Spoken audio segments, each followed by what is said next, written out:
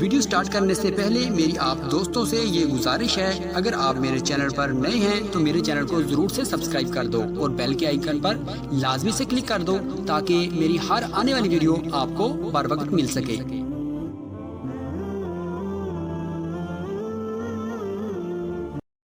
سال میں ایک مرتبہ 30 دن روزے رکھتا ہے تو اس کو کبھی کینسر کی بیماری نہیں ہوگی، اس کو کبھی کینسر کی بیماری نہیں ہوگی، اس لیے کہ بدن جب بھوکا رہتا ہے اس کو کھانے کی ضرورت رہتی ہے، تو جو مہلک ذرائع جو رہتے ہیں بدن اس کو کھانا شروع کر دیتا ہے تو وہ ختم ہو جاتا ہے۔ مفتی صاحب نے یہاں بیان کیا تھا تراویح کے اندر میں ہم بہت کوتاہی کرتے ہیں، حالانکہ بہت بڑی فضیلت ہے تراویح، بہت بڑی فضیلت۔ یوں لکھا ہے ایک سجدے کے اوپر 1500 نیکیاں اس کو دی جائے گی۔ تراویح کے ایک سجدے کے اوپر کتنی نیکیاں دی جائے گی؟ 1500 نیکی ایک سجدے کے اوپر، اور 20 رکعات کے اندر میں 40 سجدے ہوں گے تو اندازہ لگاؤ 1500 کو 40 سے گنا کر دو کتنی نیکیاں اس کو مل جائے گی ایک تراویح کے اوپر۔ الحمدللہ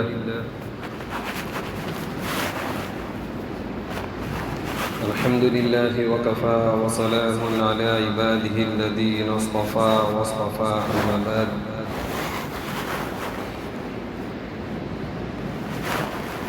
فقد قال اللہ تبارک وتعالی فی القرآن المجید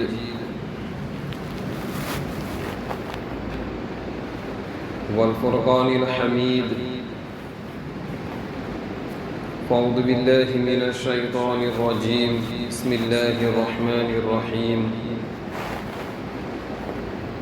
شہر رمضان الذي انزل فيه القرآن هدى للناس وبينات من الهدى والفرقان إلى آخر الآية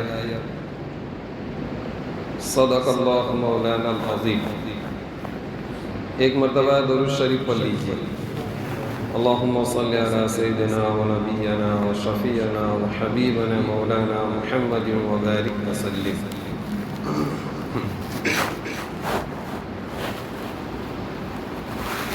عزیز و دوستو، شعبان کا مہینہ چل رہا ہے اور آج شعبان کی 21 تاریخ ہے، اور شعبان کے بعد جو مہینہ شروع ہوگا وہ مہینہ ہے رمضان المبارک کا مہینہ۔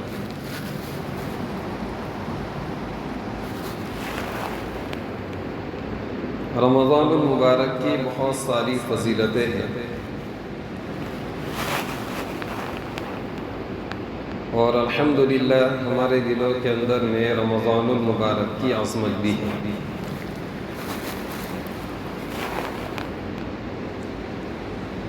رمضان المبارک کا مہینہ بڑی برکت والا مہینہ ہے،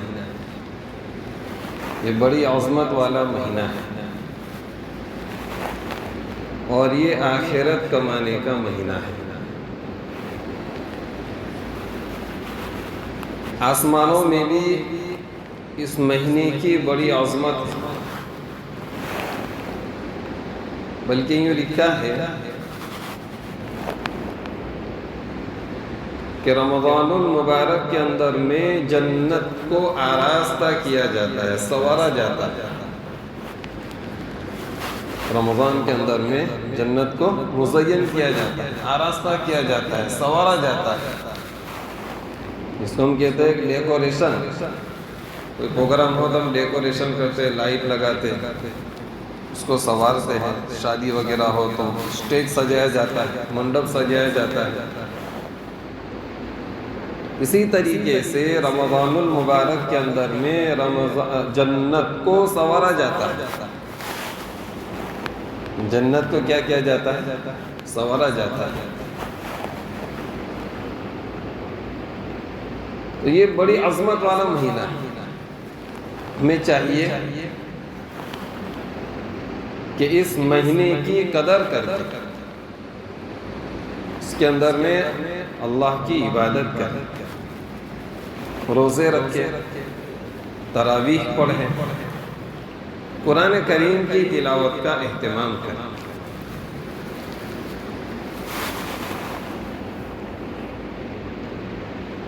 یہ نیکیوں کی سیزن ہے، جس سیزن آتی ہے کمانے کی، انسان اس کے اندر میں محنت کر لیتا ہے کہ یہ سیزن ہے کمانے کی، اس کے اندر میں کما لیتا ہے۔ تو یہ نیکیاں کمانے کی سیزن ہے، رمضان کا مہینہ نیکیاں کمانے کی سیزن ہے۔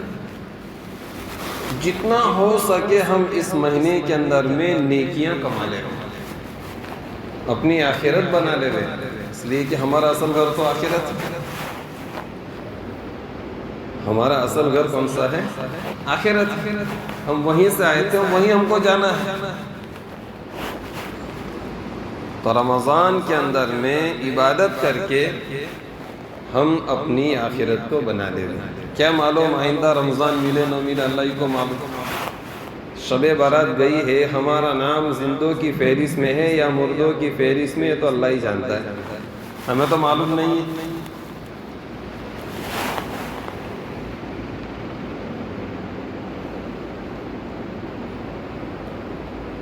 تو کیا کرے؟ قدر کر لے، عبادت کر لے۔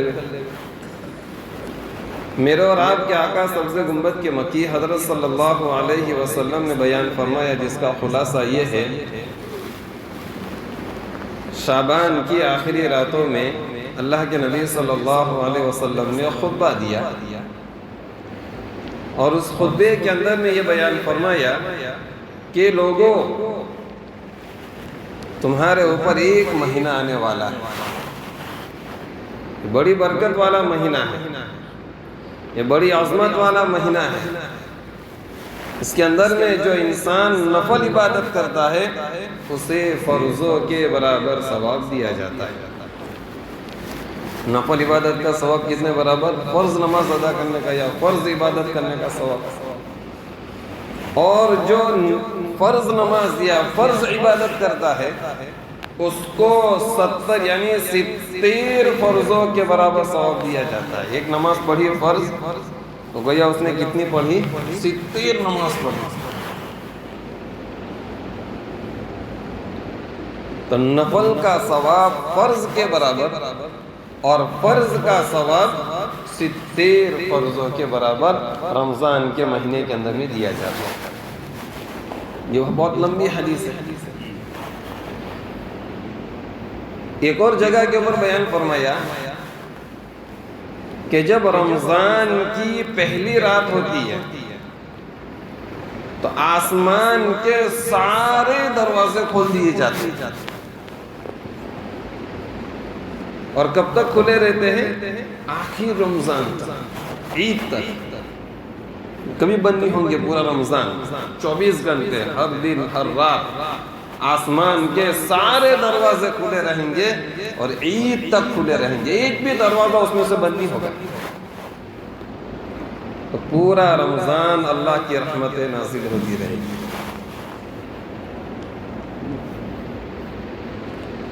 رمضان کو صحیح طریقے سے 11 مہینے ہم نے بہت کھیلے کودے، کمائے، کھایا پیا، موج کی، اور ایک مہینہ اللہ کے لیے۔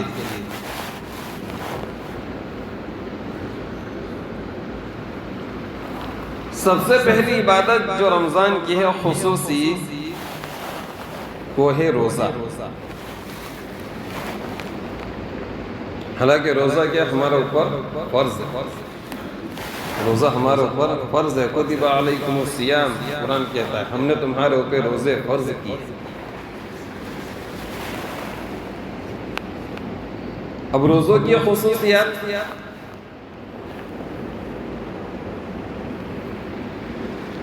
فرمایا کہ جو پہلا روزہ رکھتا ہے، پہلا روزہ ہم نے رکھا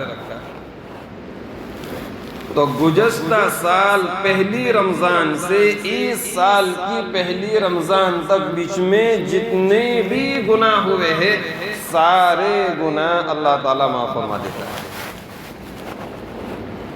کتنی بڑی فضیلت ہے۔ دوسرا روزہ رکھا ہم نے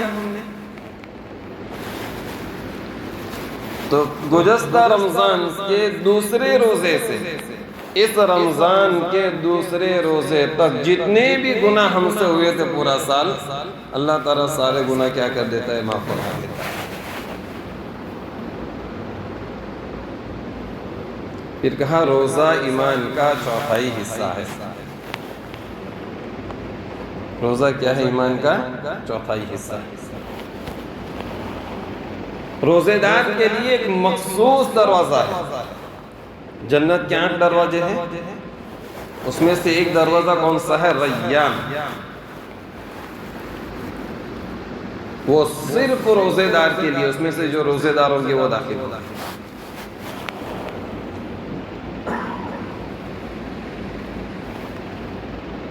ایک کام تو ہمیں کرنا ہے، روزہ رکھنا ہے۔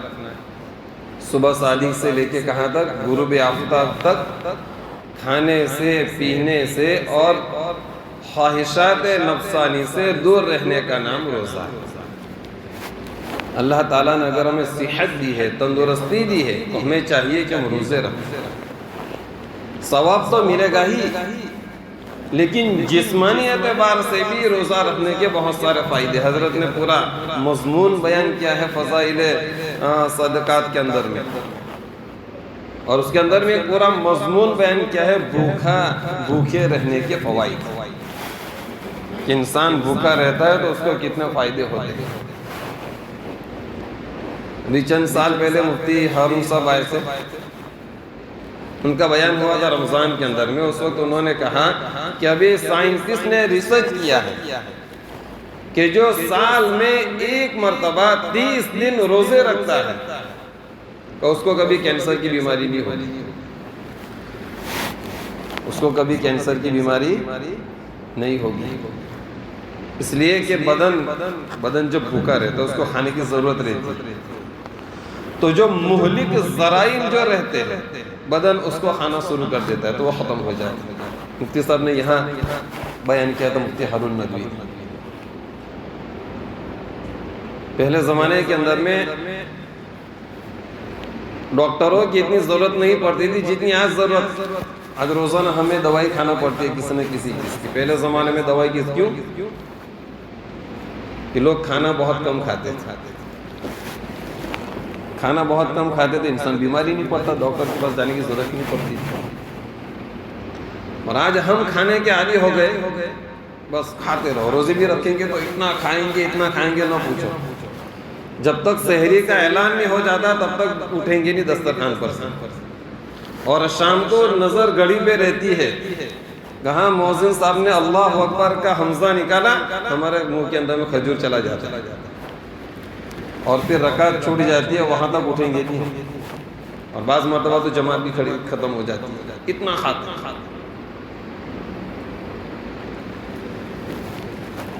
اب جتنا زیادہ کھائیں گے اتنے زیادہ بیمار ہوں گے، اور جتنے زیادہ بیمار ہوں گے اتنے ڈاکٹر کے پاس بھاگنا پڑے گا۔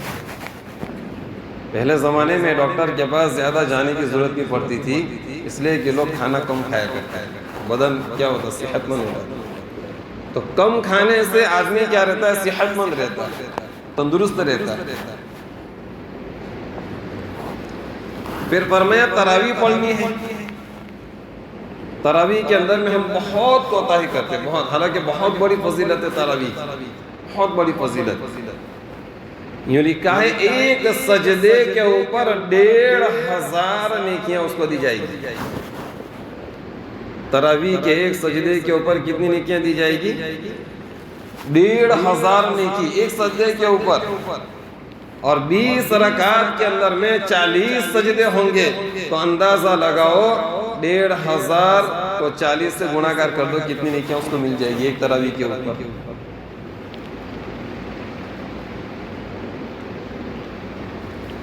اور ایک محل اس کو دیا جائے گا،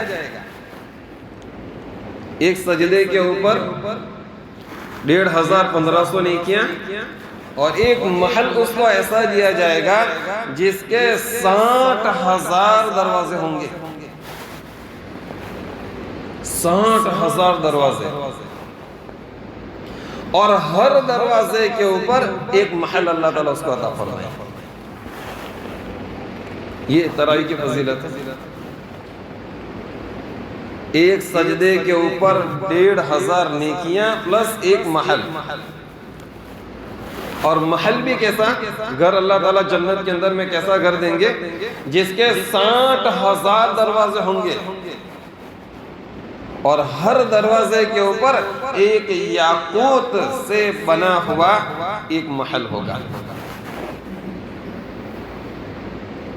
اور مزید یہ لکھا ہے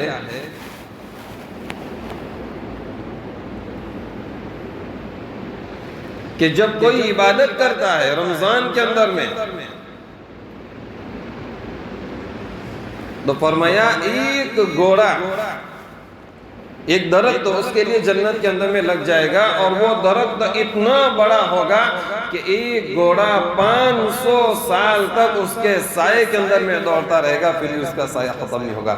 اندازہ لگاؤ کتنا بڑا درخت اس کے لیے جنت کے اندر میں لگ جائے گا کہ 500 سال تک گھوڑا دوڑتا رہے گا لیکن وہ سایہ ختم نہیں ہوگا۔ اور مزید یہ لکھا ہے کہ اللہ تعالیٰ 70,000 فرشتے اس بندے کے لیے متعین کر دیں گے جو اس کے لیے مغفرت کی دعا کرتے ہیں۔ 70,000 فرشتے ایک روزے دار کے لیے، ایک عبادت گزار کے لیے جو رمضان میں عبادت کرتا ہے، روزے رکھتا ہے۔ اندازہ لگاؤ کتنی فضیلت ہے۔ اور یوں لکھا ہے کہ جو انسان صبح روزے رکھتا ہے، سحری کرتا ہے، اور سحری کرنے کے بعد جب یہ روزہ شروع کرتا ہے، اس کے بعد شام تک جب یہ روزہ افطار کرتا ہے، تو صبح سے لے کے شام تک یہ چلے گا پھر بھی ثواب ملے گا، یہ سوئے گا پھر بھی ثواب ملے گا، یہ پڑھے گا پھر بھی ثواب ملے گا، یعنی صبح سے لے کے شام تک اس کے لیے ثواب لکھتا جائے۔ یہ واحد روزہ ایک ایسی عبادت ہے، روزہ واحد ایسی عبادت ہے کہ روزہ رکھنے کے بعد سوئے گا پھر بھی ثواب ملے گا، روزہ رکھنے کے بعد چلے گا پھر بھی ثواب ملے گا، کچھ نہیں ہے، صرف بیٹھا ہے، کچھ پڑھ نہیں رہا ہے، پھر بھی اس کے لیے ثواب لکھا جائے گا۔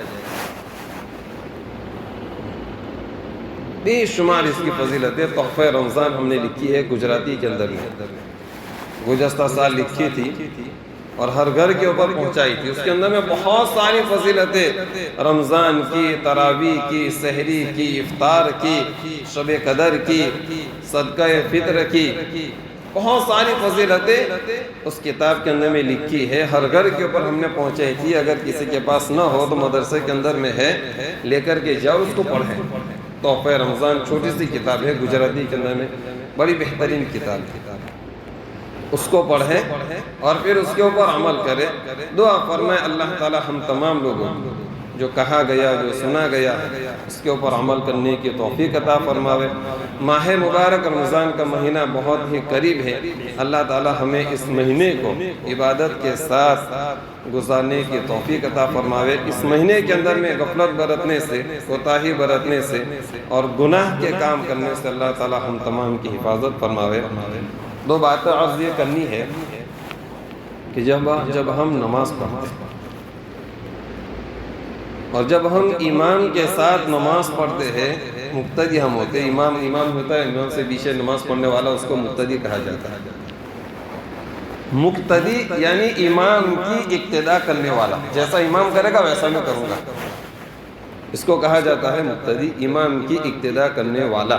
اس لیے ہم نماز پڑھتے ہیں تو نیت کیا کرتے ہیں؟ میں اس امام کے پیچھے نماز پڑھتا ہوں، یہ ہم نیت کرتے کہ نہیں؟ تو مطلب اس کا یہ ہوا کہ جیسا امام کریں گے ویسا ہم کریں گے۔ پہلے امام جائے گا پھر ہم جائیں گے۔ پہلے کون جائے گا؟ امام جائے گا، پھر ہم جائیں گے۔ اگر ہم امام سے پہلے چلے گئے تو مقتدی نہیں ہوں گے۔ ہم امام کے پیچھے نماز پڑھ رہے ہیں تو ہمیں امام کی اقتداء کرنے، نہ کہ امام ہماری اقتداء کرے۔ بہت سی مرتبہ دیکھا گیا ابھی تو امام صاحب رکوع سے کھڑے ہوئے ہم سجدے میں پہنچ جاتے ہیں۔